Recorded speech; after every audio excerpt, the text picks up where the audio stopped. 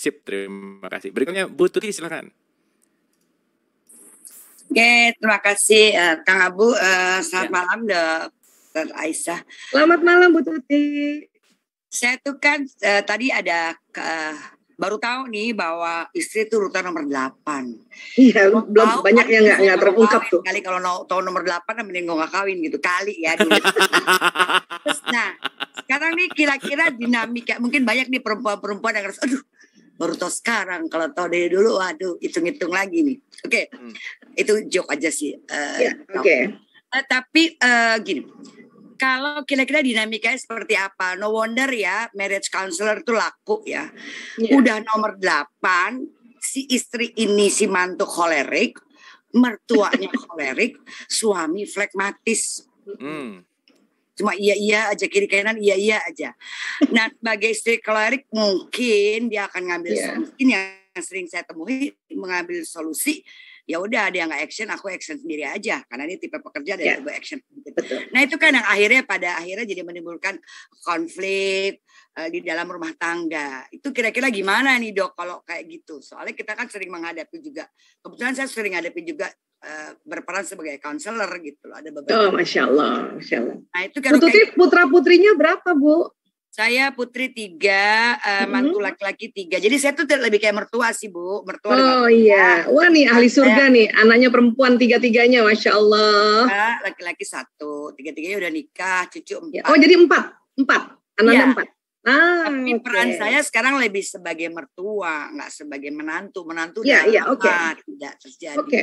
Oke. Ya. Kalau mertua sih saya mertua asik lah, saya ini jarang didapat nih. Pas lah kasih happy aja, mang saya ketawa-tawa aja. Jadi pembantu buat anak saya juga saya nggak apa-apa kok Dok. Iya, bisa seasik Bu Tuti kan karena belajar terus. Di sini Dok yang saya komen saya.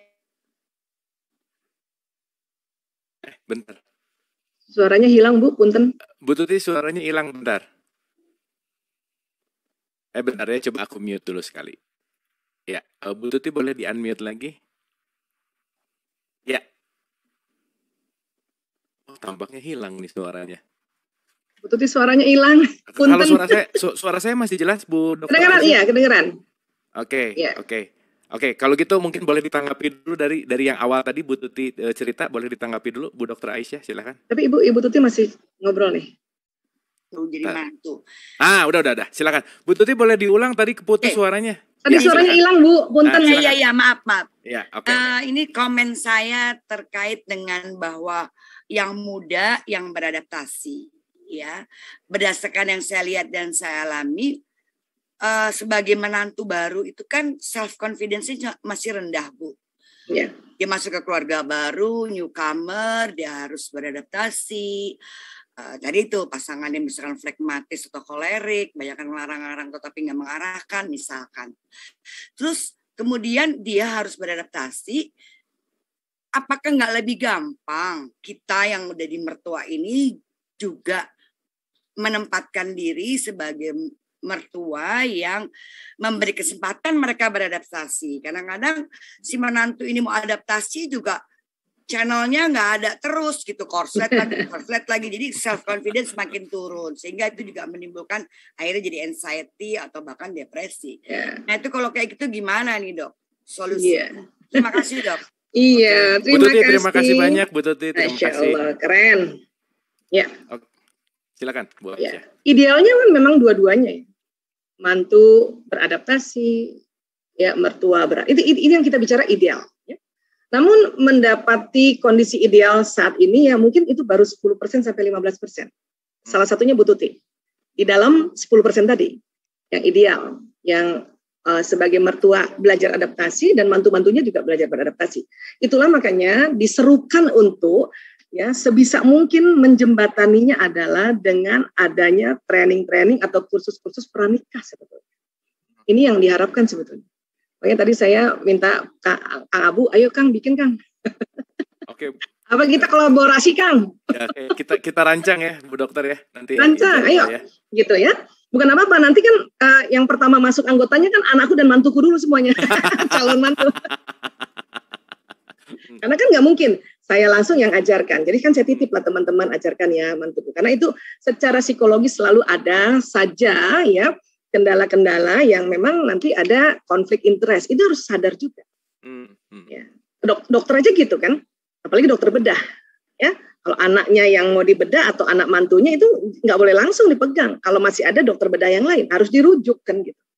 Ya, dalam kita memberikan pendidikan juga paling asik adalah kita merujuk walaupun kita backup bahwa itu dan anak-anak tahu itu bahwa yang diajarin itu ilmunya ibuku gitu. It's okay kan gitu ya.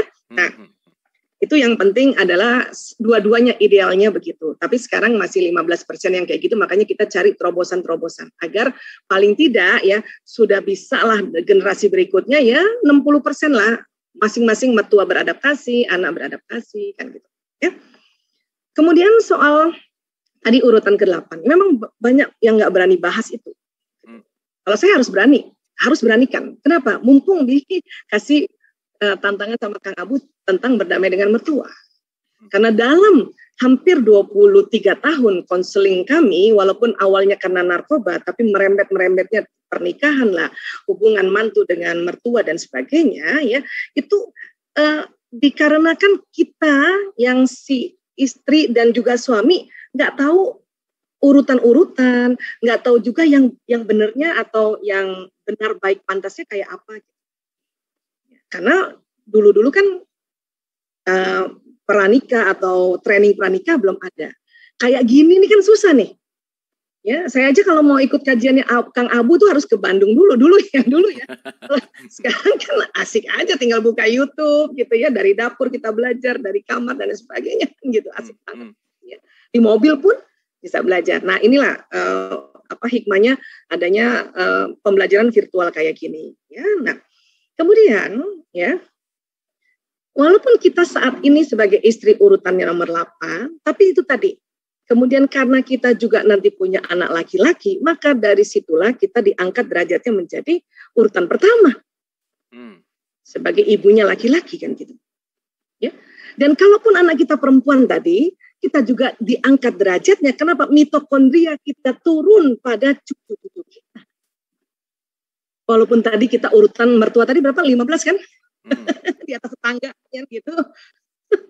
Tapi mitokondria kita turun ke cucu-cucu kita. Sementara mitokondria besan kita nggak turun loh ke cucu-cucu kita. Kalau nanti kita punya cicit lagi, yang dari cucu perempuan kita masih turun itu kita punya. Sinyal kita masih terus. Makanya dikatakan salah satu hikmahnya kenapa dibilang kalau punya anak perempuan itu ya ahli surga, karena dia turun terus. Apalagi 3 kayak Bu Tuti, Masya Allah perempuannya 3. Luar biasa. Maka waktu itu ya sahabat-sahabat tanya sama Nabi, kalau 2 Nabi, anaknya perempuannya 2, kata Nabi ahli surga juga. Kalau 1 anak perempuan ahli surga juga, katanya gitu. Karena itu tadi terungkap tadi sinyalnya turun. Jadi Bu Tuti nanti pada saat menjadi mertua yang anak perempuannya menikah itu ya derajatnya mitokondria turun ke cucu ya, dan pada yang anak laki-laki derajatnya naik langsung urutan pertama yang dihormati. Jadi nggak betul-betul luar biasa gitu. Nah, untuk mendapatkan derajat-derajat itulah kita memang mesti ngerti dulu kita tuh urutan ke-8 gitu. Harus ngerti dulu gitu. Ya, di situ diujinya. Nah, saya setelah tahu malah jadi lebih bisa accept dengan betul-betul ikhlas gitu. Oh, kayak gitu. Tapi tentu harus cinta dulu sama Islam. Kapan belum tentu cinta Islam, mau pakai peraturan apapun ada di Islam, pasti kita akan pentalin gitu. Ya, kalaupun misalnya kita belum ngerti, ya bukan berarti kita menolak peraturan itu, kita mencari tahu lagi, sehingga oh kayak gini toh. Maka ya sami'na wa ata'na. Saya dengar dan saya taat. Kami dengar dan kami taat. Ya. Nah, kemudian tentang masalah nih udah ibu mertua koleris. Yang istri koleris, si suami plekmatis kan gitu ya. Ini gimana? Memang pasangan koleris yang istri koleris pasti akan ambil action duluan. Karena memang dia hasratnya ngatur. Nggak apa-apa juga. Suami plekmatis, istrinya ambil action nggak apa-apa. Asal jangan dia ditekan. 1. Kedua, jangan dihinakan. Jadi suami yang pragmatis itu lebih senang memang istrinya yang ambil keputusan atau suaminya yang ambilkan ya. Tapi tolong tanya juga dia, ayah ya mau coto Makassar atau soto Banjar. Walaupun si suami akan jawab terserah, tapi tanya dulu itu yang dimau oleh seorang suami pragmatis. Walaupun udah tahu pasti juga terserah. Dia nggak suka kalau ala paling pasti juga terserah. Ya udah deh kita beli soto Banjar aja. Di situ ketersinggungan dia. Seorang pragmatis. Jadi harus tanya. Ya. Karena memang si istri koleris ini emang senang ambil keputusan. Walaupun si istri udah baik nih, ayah aja deh yang ambil keputusan. Kata suaminya, suami pernah coba mengambil keputusan nih. Suami pragmatis pernah mengambil keputusan. Ya udah coto Makassar. Kata istri yang koleris, enakan Banjar lagi ayah.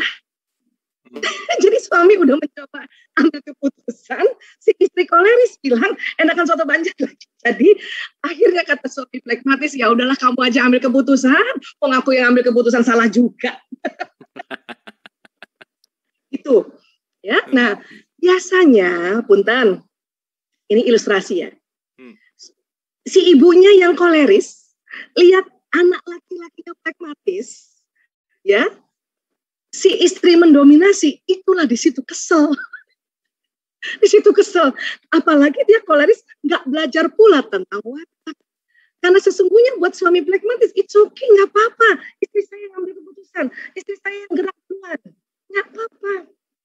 Cuman ibu mertua, ibu kita lihat anak laki kita, apalagi nggak ngerti apa-apa, kita merasa itu mantu perempuanku nginjek-nginjek anakku.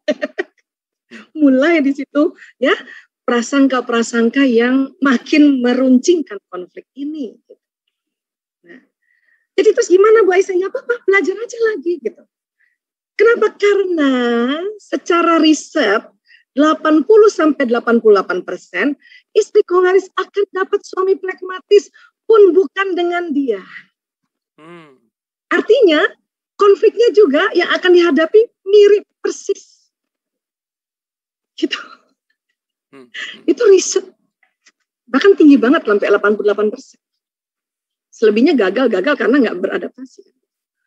Jadi seandainya si istri koleris menganggap seandainya suami aku bukan dia, ya memang ya, tapi wataknya tetap sama pragmatis, cuman casingnya doang yang beda.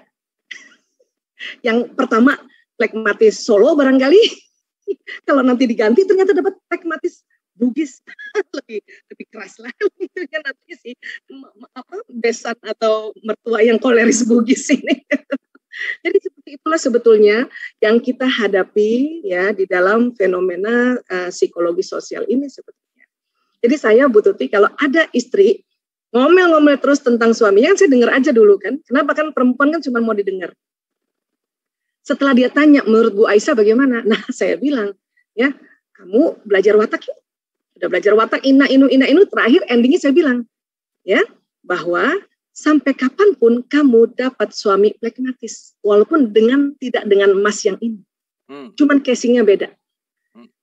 Daripada ini diganti dapatnya sama juga, belajar lagi dari awal, mending ini aja disayang-sayang. Gitu saya biasanya. Diterusin dengan cara belajar. Gitu. Oke. Itu ini kata-kata pamungkas kalau udah selesai konseling. Nah, selesai. Benar Dok, setuju. Ya, Oke, terima kasih. Terima kasih Bu Dokter, terima kasih Ibu Tuti pertanyaannya. Sekali lagi boleh tepuk tangan dulu dong buat Dokter Aisyah, seru ya malam hari ini. Alhamdulillah. Bu Intan, Mas Agung dan semua yang belum bisa dibacakan mohon maaf karena ini kita udah overtime, udah 21.15 gitu ya. Jadi mohon maaf tadi pertanyaan Ibu Tuti akan menjadi pertanyaan yang terakhir. So insya Allah mudah-mudahan kita ada keluangan waktu lagi bersama Bu Dokter Aisyah Dahlan yang mudah-mudahan kita bikin part 2 ya. Ya, kita bikin part 2. Apakah nanti kita bisa dengan mertua part 2. Atau mungkin kita bisa ini Bu Dokter, kita bisa bikin cerita yang tadi tuh yang tentang training pranikah atau apa itu yang tadi yang kita bisa rencanakan. Yes. Itu mungkin kita bisa lakukan gitu ya. Nanti itu asik tuh. Kita diskusikan. Mudah-mudahan itu juga akan sangat bermanfaat untuk kita. So, terima kasih banyak. Dan boleh juga ya pengantin lama ikut. Oh iya, jelas. Pengantin lama boleh ikut. Pengantin supaya senior belajar pranikah lagi, jadi nanti makin mesra. Benar. Pengantin senior, pengantin junior juga boleh. Ya. Oke, Bu Dokter, terima kasih. Mungkin untuk terakhir sedikit Sama-sama, kata penutup, alhamdulillah. final statement untuk episode 330. Silakan, Bu Dokter. Masya Allah. Sekali lagi ya, bahwa antara ibu dengan anak itu terjadi 3 kali. Bila ibu senang, anak 3 kali senang. Ibu tenang, anak 3 kali tenang. Ibu kesel, anak 3 kali kesel. Kebalikannya juga. Anak senang, ibu 3 kali senang. Anak kesel, ibu 3 kali kesel. Itu berlaku pada diri kita sebagai ibu dan juga berlaku pada ibu mertua kita sebagai ibunya suami. Kurang lebih seperti itu, sehingga inti magnet di dalam rumah memang perempuan. Ya. Jadi itulah perempuan yang membuat perempuan belajar terus supaya tenang dan senang. Nah, seperti itu kurang lebih. Mudah-mudahan ini 330 akan menjadi sampai berapa nih, Kang? Sampai tak terhingga, insya Allah. Tak terhingga, insya Allah. Oke, Bu Dokter, terima kasih sekali lagi. Tepuk tangan untuk Bu Dokter Aisyah Dahlan. Bu Aisyah, Masya Allah. sehat-sehat selalu. Salam Amin, untuk ya keluarga. Amin. Dan yang paling penting jangan bosan kalau diundang lagi, itu paling penting. Sebenarnya bukan masalah bosan, minta izin sama suami. Oke, atur nuhun. Salam buat Bapak, salam buat putra-putri semuanya, Bu Dokter. Baik, Sehat-sehat udah ada sekali di bawah lagi. dia. Oke, terima kasih banyak.